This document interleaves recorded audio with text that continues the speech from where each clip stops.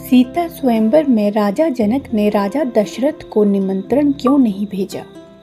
जनकपुरी में जब सीता स्वयंवर का आयोजन हुआ तो राजा जनक ने देश विदेश के राजाओं को निमंत्रित किया, सबको उस स्वयंवर के लिए बुलाया, परंतु राजा दशरथ या अयोध्या के किसी भी व्यक्ति को स्वयंवर का नियंत्रण नहीं दिया। इसका कारण कोई आपसी वैर नहीं था, बल्कि एक ऐसी घटना थी जिसका राजा जनक को डर था कि कहीं फिर से वही हुआ तो क्या होगा। क्यों निमंत्रण नहीं दिया राजा जनक ने राजा दशरथ को? क्या थी वो घटना, आइए जानते हैं। एक बार राजा जनक के शासनकाल में एक व्यक्ति का विवाह हुआ। विवाह के बाद वो पहली बार सज संवर कर अपने ससुराल को जा रहा था। कुछ दूर रास्ते पर उसको एक दलदल मिला। उसने थोड़ा पास जाकर देखा तो उसमें एक गाय फंसी हुई थी, जो शायद फंसे फंसे मरने की दशा में आ गई थी। उस व्यक्ति ने उसको देखा तो उसके मन में गाय को बचाने का ख्याल आया, परंतु दूसरे ही क्षण मन में एक और विचार आया। उसने सोचा, ये गाय तो कुछ देर में मरने ही वाली है। अगर मैं इसको यहाँ से बाहर निकालने के लिए इस दलदल में घुसा तो मेरे कपड़े और जूते खराब हो जाएंगे और मैं अपने ससुराल में ऐसी हालत में कैसे जा पाऊंगा। ये सोचकर वो गाय के ऊपर पैर रखकर आगे बढ़ गया। जैसे ही वो आगे बढ़ा, गाय ने जब उसे जाते हुए देखा तो उस व्यक्ति को श्राप दिया कि जिसके लिए तू जा रहा है उसे तू देख नहीं पाएगा।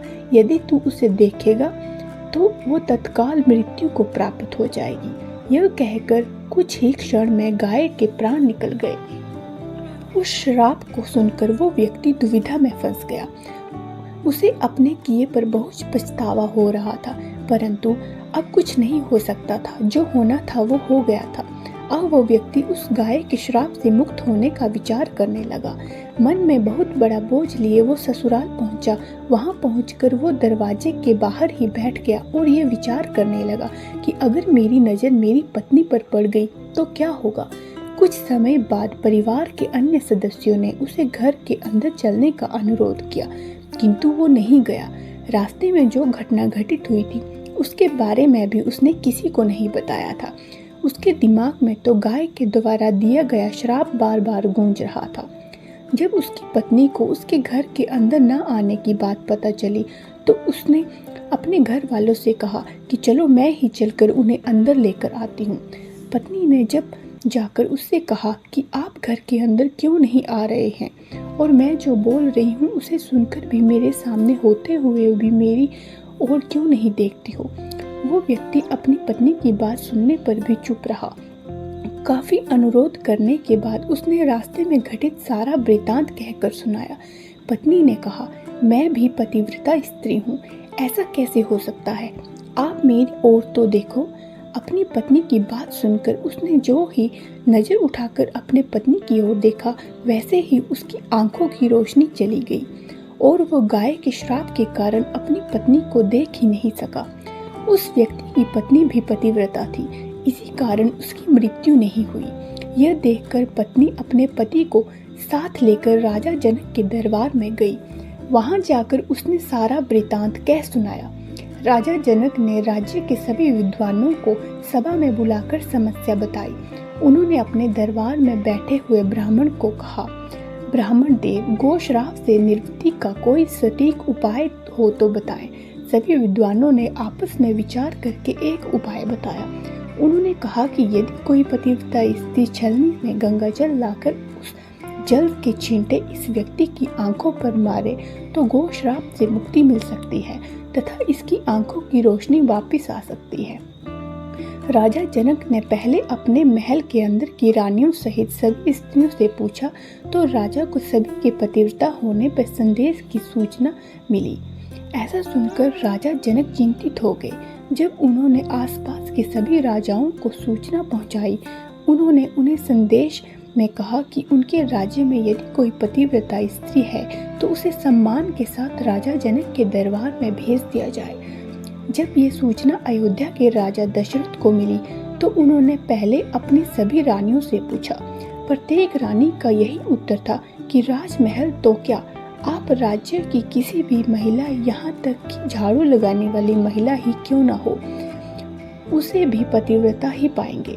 राजा दशरथ को इस समय अपने राज्य की महिलाओं पर आश्चर्य हुआ और उन्होंने अपने राज्य की सबसे निमन मानी जाने वाली सफाई करने वाली को बुलाया। उस महिला ने राजा दशरथ से सम्मान पूर्वक पतिव्रता होने के बारे में पूछा तो उस महिला ने स्वीकृति से सिर हिला दिया। तब राजा ने यह दिखाने के लिए कि अयोध्या का राज्य सबसे उत्तम है, उस महिला को ही राज सम्मान के साथ जनकपुर को भेज दिया। राजा जनक ने उस महिला का पूर्ण राजश्री ठाट बाट से स्वागत व सम्मान किया।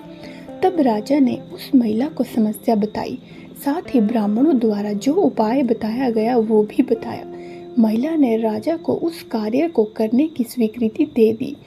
अगले दिन महिला छलनी लेकर गंगा के किनारे गई। वहां पहुंचकर उसने प्रार्थना की, हे गंगा माता, यदि मैं पूर्ण पतिव्रता हूँ, यदि मैं अपने तन और मन से अपने पति को ही परमेश्वर माना है, तो गंगा जल की एक बूंद भी छलनी से ना गिरनी चाहिए। ऐसी प्रार्थना करके जब उसने गंगा जल को छलनी से भरा तो जल की एक बूंद भी नीचे नहीं गिरी। यह पवित्र गंगा जल कहीं रास्ते में छल करके नीचे न गिर जाए, ये सोचकर उसने थोड़ा सा गंगा जल नदी में ही गिरा दिया और पानी से भरी छलनी को लेकर दरबार आ गई। राजा और दरबार में उपस्थित सभी नर नारी ये दृश्य देख आश्चर्यचकित रह गए। तब उस महिला को ही उस व्यक्ति की आंखों पर छींटे मारने को कहा गया। उसने जैसे ही गंगाजल के छींटे उस व्यक्ति की आंखों पर मारे, वैसे ही उसकी आंखों की रोशनी वापस आ गई। यह देखकर दरबार में उपस्थित लोग बहुत ही प्रसन्न हुए। तब उस महिला को पूरे राज सम्मान के साथ पुरस्कार दिया गया। जब उस महिला ने अपने राज्य को वापस जाने की अनुमति मांगी तो राजा जनक ने अनुमति देते हुए जिज्ञासा पूर्व उस महिला से पूछा कि आपकी जाति क्या है। तब महिला द्वारा बताए जाने पर राजा आश्चर्यचकित हो गए। यही कारण था कि सीता स्वयंवर के समय राजा ने सोचा कि जिस राज्य की सफाई करने वाली इतनी पतिव्रता है तो इसका पति कितना शक्तिशाली होगा। यदि राजा दशरथ ने इस प्रकार के किसी निबंध श्रेणी के व्यक्ति को स्वयंवर में भेज दिया और अगर उसने धनुष तोड़ दिया तो राजकुमारी किसी निबंध श्रेणी के व्यक्ति को न वर बना ले।